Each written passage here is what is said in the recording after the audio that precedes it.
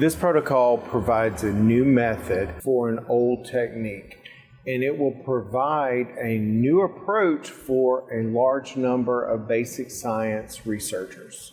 The main advantages of this technique are its cost-effective nature as well as its adaptability to be used by a wider scientific audience.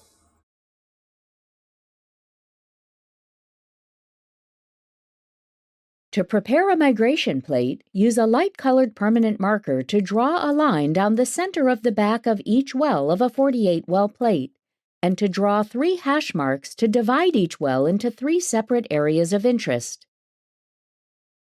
Then, plate 1.5 to 2 times 10 to the 4th single-passage cardiac fibroblasts into each well, and culture the cells under normal culture conditions for 24 to 48 hours until they reach 90 to 95% confluency.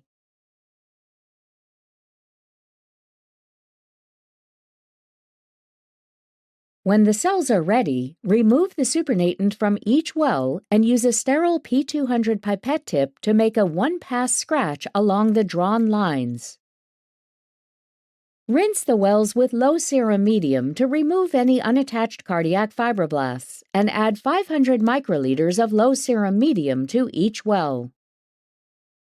If pharmacological agents are being used, add the agents to the appropriate wells.